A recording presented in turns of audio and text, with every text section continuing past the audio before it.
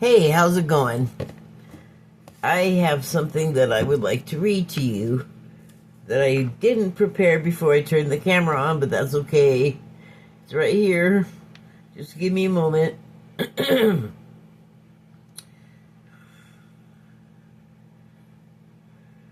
a piece I wrote earlier.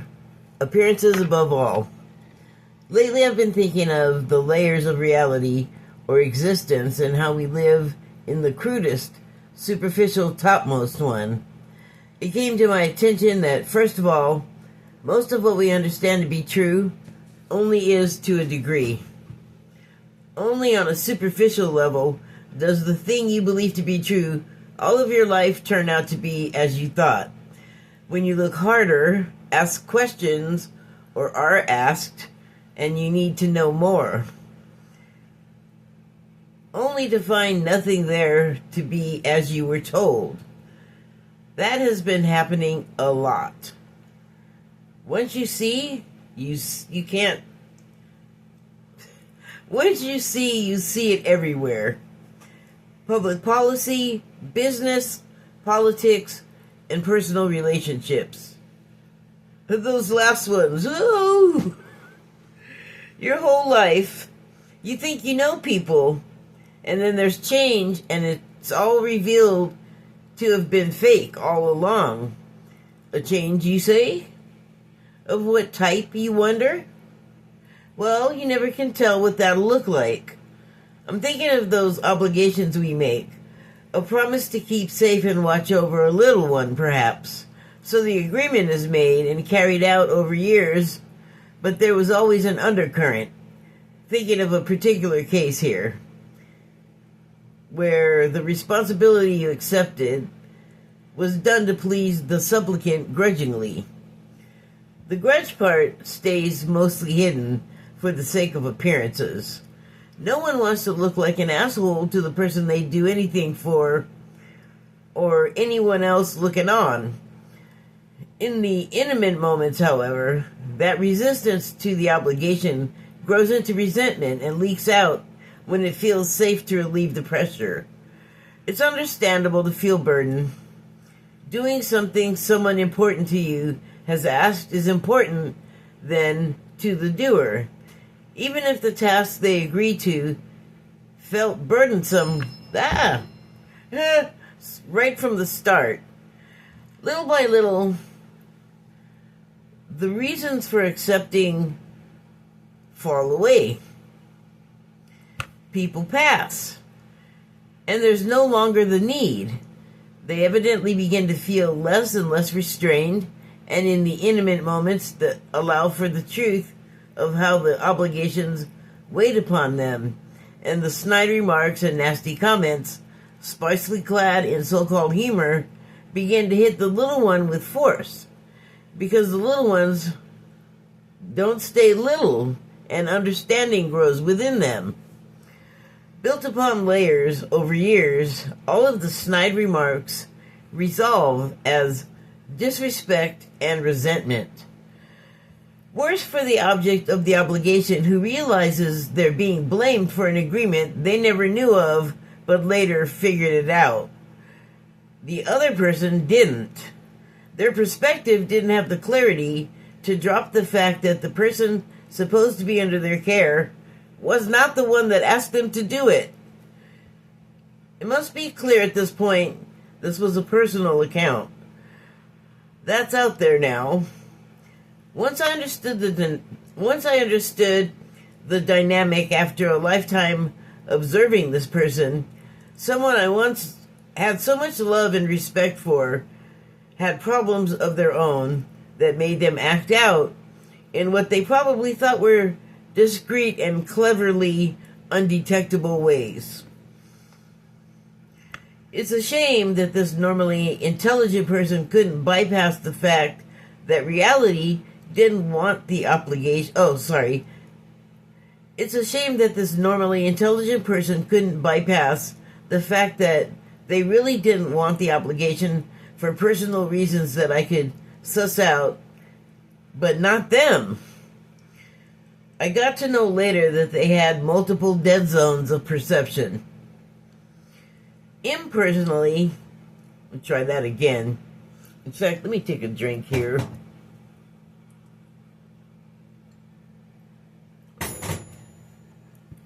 Impersonally, we have lots to choose from when it comes to flimsy facades misrepresenting political policies.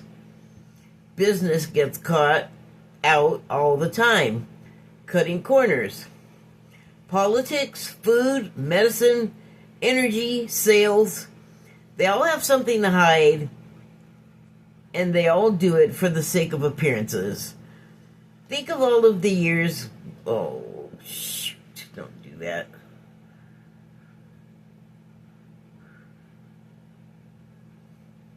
Wait, where the heck did they go? Think of all of the years Big Tobacco lied to us and made addicts out of so many of us, hiding the vile, failed truth about their products. Because if the truth were known, it would look bad. It's a shame that this normally... Oh, shoot. Oh, man. This thing... Don't do it again! Turned out not to matter how many lives were lost or families were ruined by tobacco. The companies that sell it and chemically alter it to addict and enslave its users have not been enough to halt the business. Tobacco products are sold in stores still today. A really bad look, but clearly they do not care. Pharmaceutical drugs, same thing. Unhealthy, dangerous treatments have been released to the public, have been released to the sometimes desperate public, who will do whatever it takes to treat a chronic ailment. For the influx of sales generated, the producers of these products will rush out medication that testing has indicated negative side effects for, and therefore proving they need more testing prior to safety being assured for the money. A shallow, in my opinion, reason for proceeding with a plan that they know will be harmful because they feel like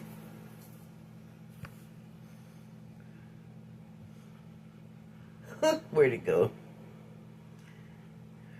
They feel like profit can be snatched up before the public realizes the claims were false. That's a really bad look. But for the sake of appearances, until it starts to look bad, they will continue to do it. As long as things look good for the shareholders and the stock price, it's done. Or let me change the intonation on that. As long as things look good for the shareholders and the stock price, it's done. Finally, I have to address the whole Minnesota death situation.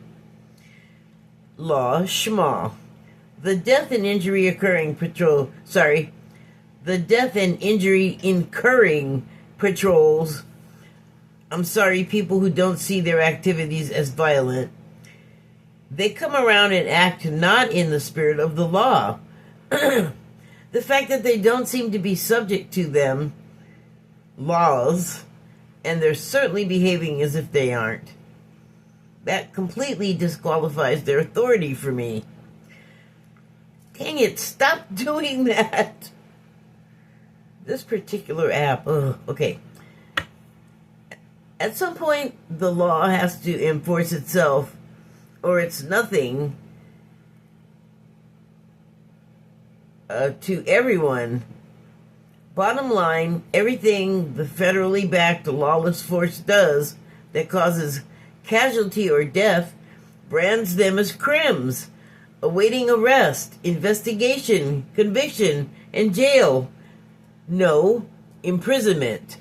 Long terms.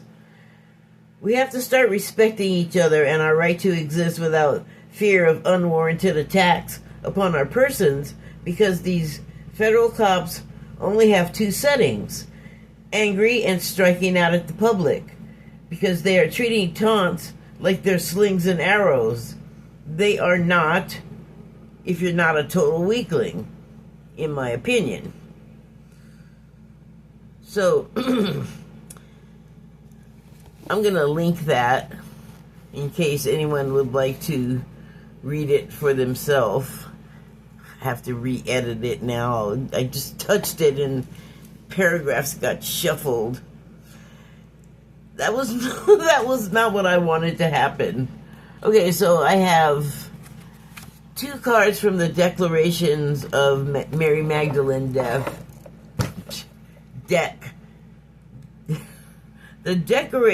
Oh my gosh. The declarations of Mary Magdalene deck. So the first one says, our truth that it... Let me slow down. Our truth is that which dwells in our hearts, not in our heads. So, that just is like the total description of a, like, second-guessing moment. You know how you feel, and you maybe go to react based on the emotion, and then you think better of it because you might get embarrassed or, you know, whatever it is. Or it's just that your mind and probably a large helping of your ego together to protect you, mind you, make you, you know, second guess yourself and then decide to do something else that is not as good as your original intent, you know. And it could be, there could be like much more intense overtones like going on. I feel like I'm just describing something that could, you know, depending on the person and the situation and temperaments, blow up into something really, like, terrible because for whatever reason you didn't go with your first intuition, which came from your heart. We do it all the time if you think about it. And so the next one, okay, so yes, we do it all the time, but maybe when we're also thinking in that second moment, having the second thoughts, have a third thought. Really examine that. Just a recommendation. Okay, and the next one says, our greatest importance is to see the love of God within thyself, all others, and all things. So I feel like that's a really apt thing to say in our current moment, because we've been seeing the representation of 2 sides of our collective personality in the United States clashing. But at the same time, there's a lot of mixed feelings, I feel like, in both sides, you know, that are meeting each other in these emotional clashes for the most part. You know, a lot of times when people get upset and because they have provoked these people, these not officers, agents, and then they react like they're just another person on the street, except they happen to have a badge and a gun. Normally, we are used to law enforcement officers, you know, from like the ground level up to the federal, to behave according to a set of laws and things like that we all can know. And like, we're, as the public, especially in the protesting situations or demonstrations, we're expected to adhere to those laws, like, to the letter, which is not wrong, but it's just not fair when the people across from you who are purported to be there to do certain things and are not doing those things and are doing way worse things, and everyone can see it. And in the aftermath, people can fabricate all kinds of things, but the evidence of hundreds of cameras doesn't lie. And yeah, go ahead, keep yapping that talk, but if you think like you're building confidence between yourselves and the people you're talking to, the public, that would be a mistake, I think, because nobody likes to be lied to, and we've been in these situations a lot where we're lied to a lot, and we know, I don't know about everybody else, but I can guess we're all pretty sick of being lied to. Like, seriously, grow up and tell the truth. Everybody can see that you're not telling the truth, and also what your true motivations are, regardless of what comes out of the various representative mouths. Okay, so in those instances, especially in those clashes on the streets that have gone way south, those are the moments when we should be trying, or not even trying. It's actually, I think, our natural state, and I think that's probably why I'm trying to figure out another way to say it other than try, because that's a whole different energy that would just mess this other one I'm trying to describe all up, I feel. But it's talking about a concept that I don't think many of us understand very well at all, and that is, like, I'll use the example of forgiveness. Like, if someone does something that you are in some way offended by or hurt by or something like that, then and I'm talking like maybe a big offense that most everyone would think is unforgivable, and you find it in yourself to get over whatever anger you might feel about it, and look at the person who, in my scenario, has been apprehended and is incarcerated, and then you have the opportunity to interact with this person in a very controlled way. So if you can find it in yourself to forgive this person that's been incarcerated, and you find it in yourself to help them find it in themselves to, like, come out of the other end of the experience that everyone's having better and improved and never gonna do whatever they did again, rehabilitated. So but what that takes to be able to do that is, it doesn't sound right, but if you can forgive someone for something unforgivable, it has to start with being able to forgive yourself for being angry at them, for not seeing that this person is another person like yourself, and they just have ended up in a place that, while foreign to you, you can maybe understand how certain steps occurred in their life that steered them in a direction, and they may not have the wherewithal as you do to step out of the situation, to step back and say, basically, overall, I got it better off than this person that is suffering, has problems, maybe has mental illness, and the unbelievable thing is, to get there, you have to forgive yourself for being, like, mad at them for taking whatever it is you feel you have lost from you, animal, vegetable, mineral, whatever it is, and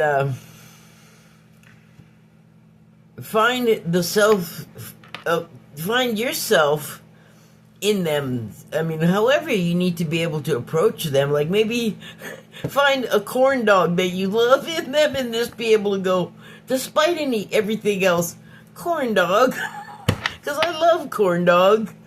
So, I know it's a strange example, but, you know, you gotta do what you gotta do because it's not gonna be an easy task. And the other thing about it is, you could, like, find gratitude in a way because everyone involved, you know, is having an experience out of it. So it is a co-creation.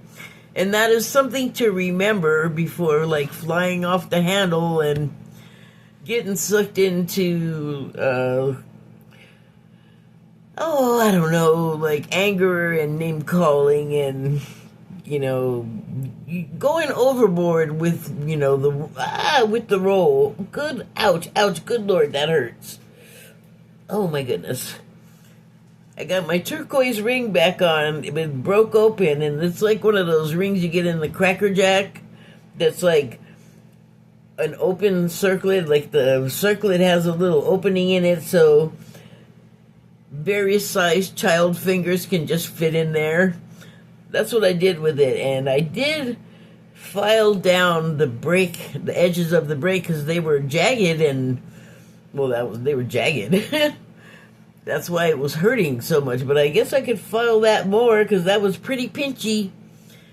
Yeah, my finger just keeps opening up. Look, you can see it's not all the way closed and it keeps opening up. So I just like went to close it together a little bit and caught my skin in there, and you saw what happened. Anyway, that's not important. I have 2 cards from Starseed Oracle deck, and the first one is, come here, you got the love. And here it is with this combination person. I want to go with family unit, maybe someone from extended family, something like that. But in this case, it's representing all of us right now, like the people that I was just talking about clashing in the streets, and the other people doing it other places, online, and etc. And it occurs to me that, especially online, you can see this. There's a whole lot of people that are just all, I'm not doing that. I'm not taking part in it. And I like to go where those people go a lot lately. Like, it is really, social media's, like, if you're not into that stuff, it's kind of a bummer because it's a lot of what there is right now.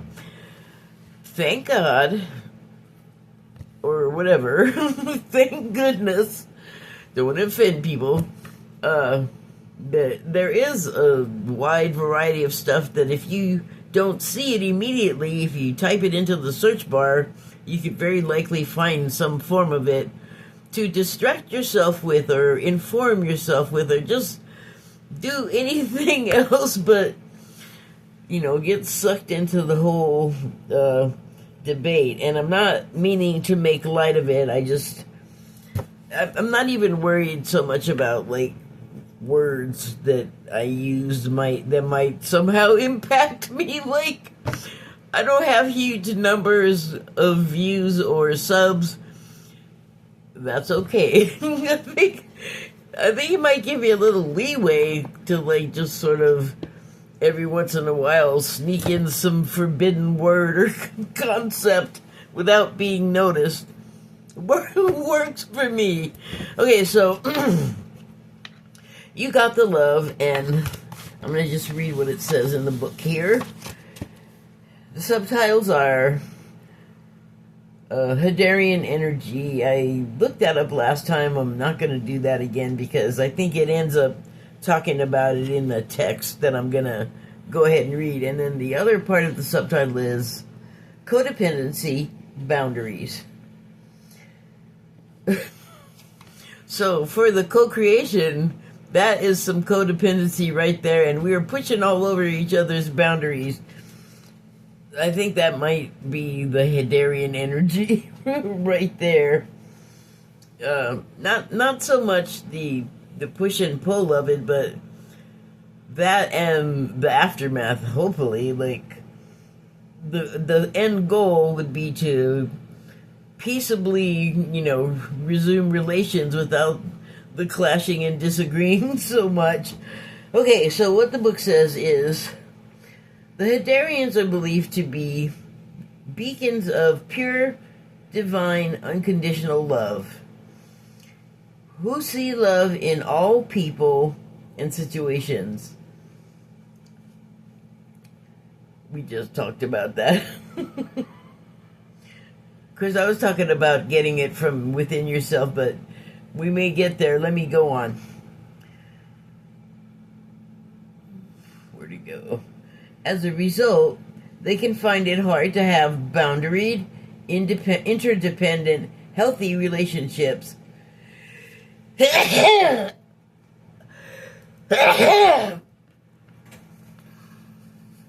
Excuse me.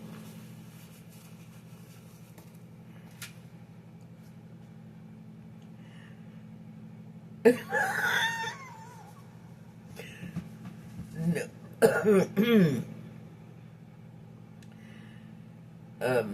As a result, they can find it hard to have boundaried, interdependent, healthy relationships because they only see the unconditional nature of those they meet. The lovers of the cosmos, they dive in fast.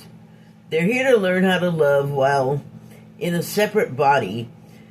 So, wow, what a time to come learn to love here. Right when people are at their most spiny and thorny and unpleasant. Not all people, though. Remember, you can always get in that search bar and find people talking about completely other things.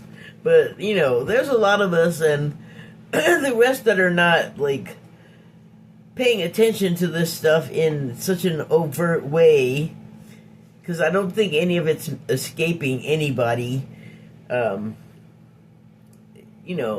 It takes all kinds. You just don't know what people might be doing to affect the same situation you're doing in the same way that you are by doing your protest song or art or whatever it is. Okay, where did I leave off? Oh yeah, the separate body. To learn to love self first, then establish healthy relationships with others. Completely other deck, right? Where I was talking about the greatest importance is to see the love of God within thyself, all others, and all things. So, yeah, it starts with yourself, then the others, and everything else in existence. In sync. My chime is buried in crap. Never mind. I'll have to take that out and actually play it. Where was I? To remember that they came here to remember that the love they seek is already within them. That they truly do have the love all on their own. And that always so makes me think of the twin flame thing, because the lore, which I guess is all wrong, is that you're searching for the other half of yourself. And I suppose that's true, but that could also be true of someone that you're just a soulmate with as a platonic friend, or a brother that you're close with, or a boss that you particularly get along well with. And so, it's not limited to romance.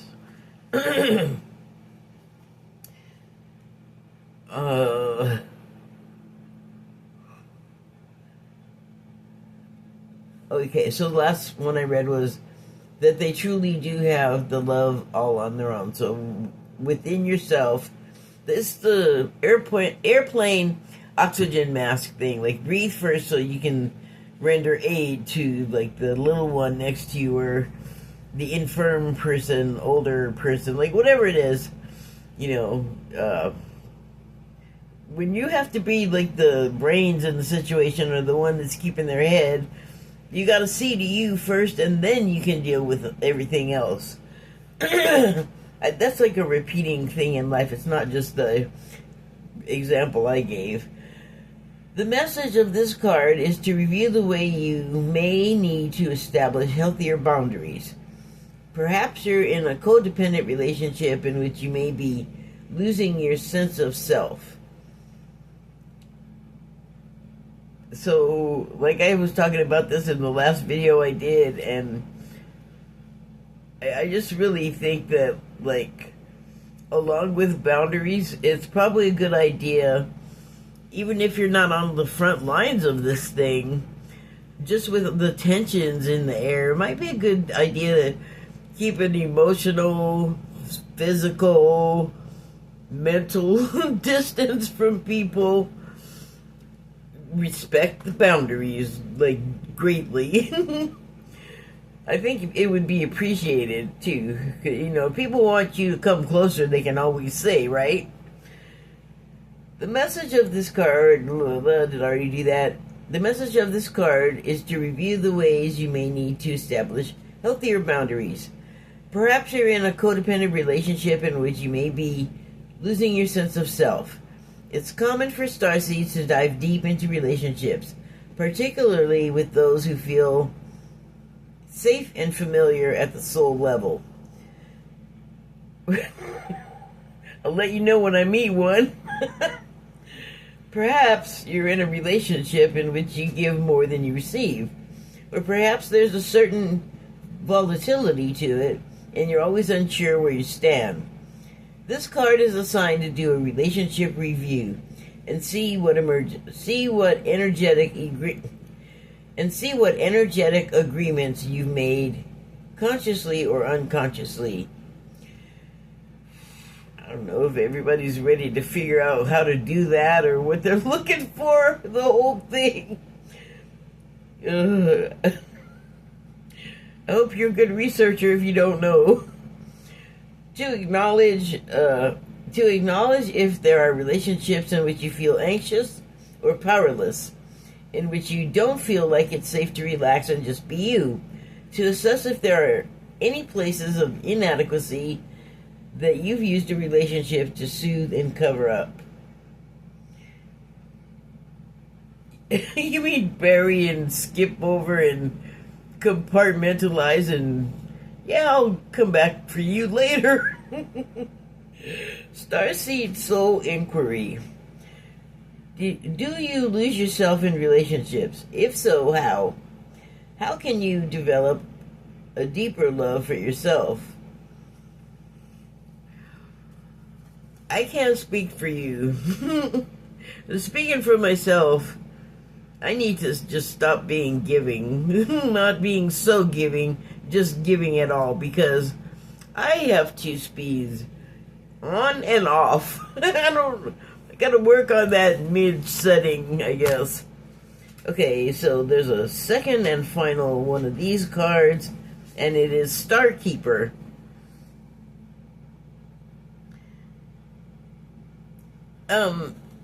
This card, like, I have a sense of motion looking at it. Like, you pass through that doorway, and at the same time you're passing through something, like the figure that the lowest doorway that you're actually going to step through is, like, a part of, is itself surrounded by yet another doorway. So I got this sense of motion of, like, go through one doorway and then you're going through all these other doorways. So, like, I don't know, portal intersection?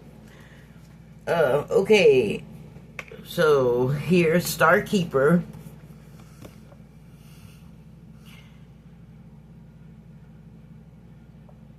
They kind of look like they're in a big blue crystal or something, too. Look at the foreground. Oh, it's not really in there. Well, in the card... Wow, you know, this looks so different to my naked eye and looking at it on this screen, because I fully thought there was a figure walking through there. Like, there seems to be just the slightest darkness there in the middle, like someone that's walked through, like, way down there. And then there's like these white orbs that are all over the place in these pictures, like around the people. And I've seen them in the cards as like various kinds of bubbles, but I also was aware of the idea of them being orbs, because orbs, when you see them, they tend to like be curious and come around the people. And I don't know if you've seen the ghost shows, but the orb is just this is what a psychic medium has said, the orb is just the easiest way for them to manifest for like the spirits. It's an aerodynamic shape. I didn't know you needed that for that type of visitation, but you learn every day. Okay, let me read what the book says about Starkeeper. The subtitles are: Cosmic Ancestor, see the light by staying grounded. So this is something that, you know, I think about, like, what is your contribution at this time? Because before all of this started happening, probably like, gosh, maybe 5-10 years before this all started really happening the way it is right now, I was asking myself, and now it's not like such a mystery that I was asking myself that. I was like forecasting it, I didn't even realize it. But what I was asking myself was, if you would have been around in the 60s when the civil rights movement was being, hammered out,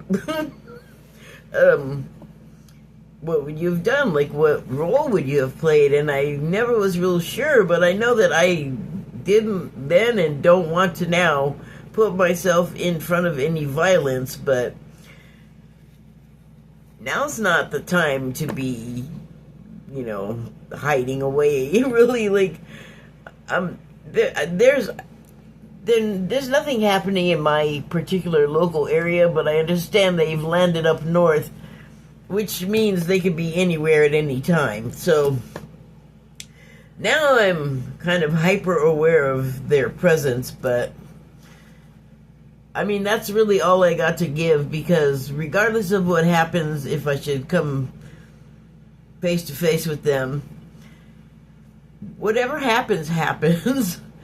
It's all part of the co-creation and part of a greater play of events that I don't know the ultimate end of. I mean, I have an idea of what we're looking to accomplish out of going through this time, these turbulent times, and that is to come through the other end better for each other and the world, and attitude, like, just kind of better all the way around. Okay, where did I start reading yet, even? Okay, so, yeah, I'm wondering, like, now, like, I didn't really have an answer to my question before. Like, I just hoped I would step up. Like, that is what you do. You take part in these things that are big and important, that involve all these other people, not just yourself, because it's important. What's important to them is important to you. May not look the same, but that's life, you know, like, it's gonna play out how it plays out. And so this is a time to, like, test your own mettle and decide, like, you know, what am I good for? Can I stand up for this? Like, because this is not for somebody else. This is as much for me as it is for someone else. And so, one of the things that I do know that helps, because it was something that helped before everything got all kooky the way it is now, and that was to try and maintain a presence, but in the here and now, like, not kind of, like I've been trying to not get sucked into all of the emotion and anger of the moment. So part of helping with that is to not get sucked in, and while you're doing that, stay a calm and even presence. So that's what you're emanating from all around you, and that's influential. Like, fear is contagious, but so is, like, calm and comfort. Then I think we're more used to the other kind of, but we don't have to expect it. It's not all there is. So that's, part of what I consciously do all the time. And, well, I don't know if it's in here, but when you calm yourself, it does make a difference. And then that too, in like very subtle ways, is influential and ripples outward, and it acts as a deterrent to like anxiety. And when you're fearful, you really can't think very clearly. You can't think straight that well, and so you don't make sound decisions.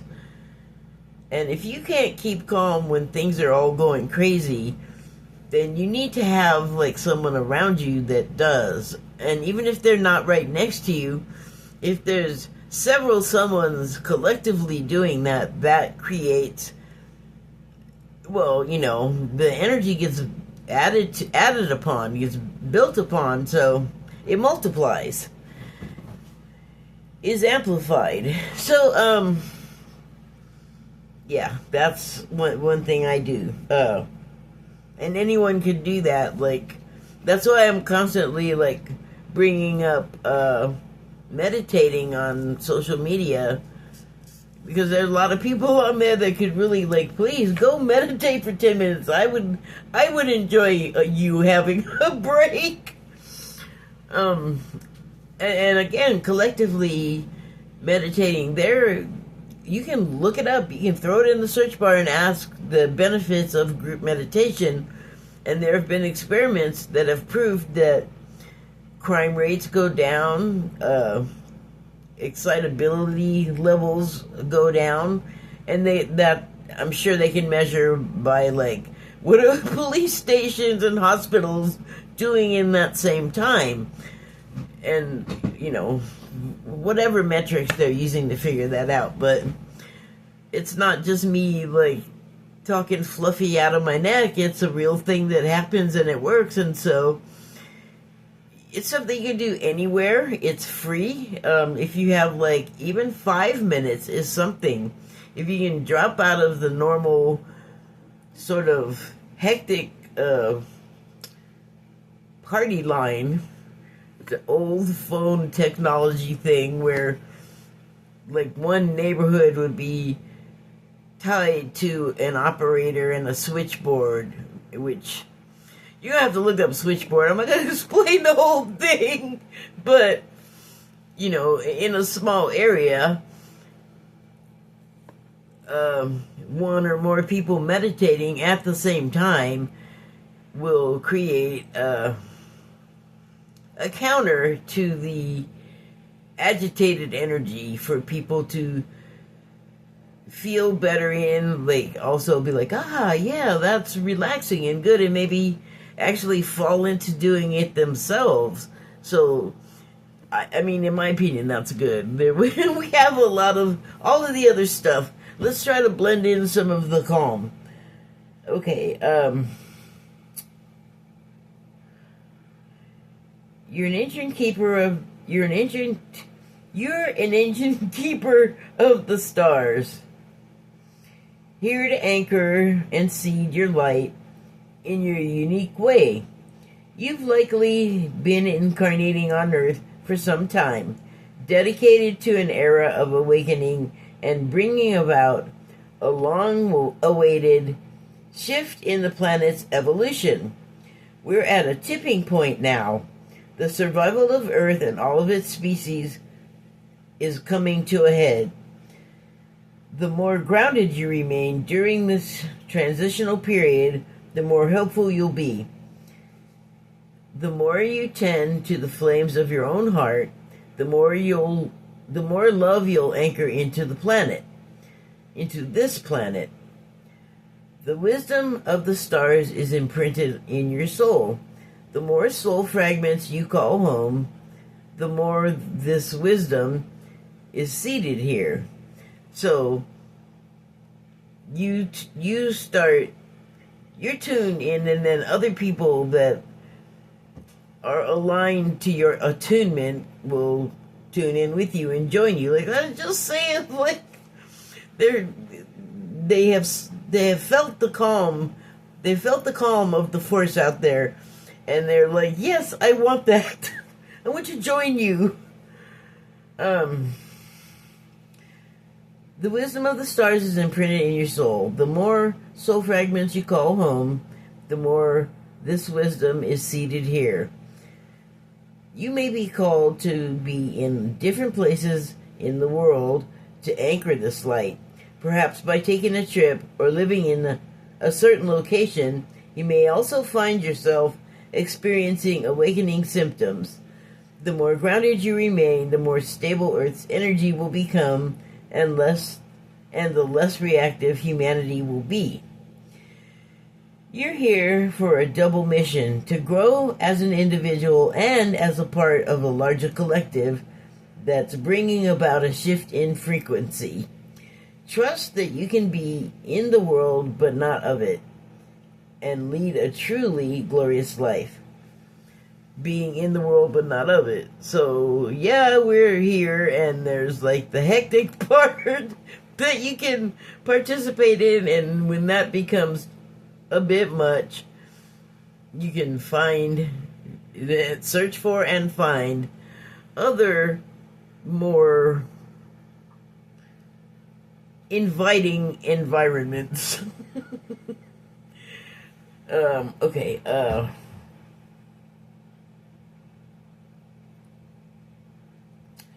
you're here. Oh, I read that. Oh, I read it all. Okay, so Starseed activation. Place the card on the portal of your heart. The card with all the portals? Okay, placing it on my heart. And whisper the following. I acknowledge. I'm going to whisper as loud as I can. I acknowledge. Come on. In a second. I acknowledge that I'm a star keeper. I choose to anchor my light and stay as grounded as possible. And I'm glad they ended it like that, because I am not perfect at that. I am a work in progress at staying as grounded as possible, but I am determined. As soon as I feel myself falling out of it, I wrench my way back to calm. Okay, how'd that big stove get there? Okay, I think I covered everything. Thank you and good night.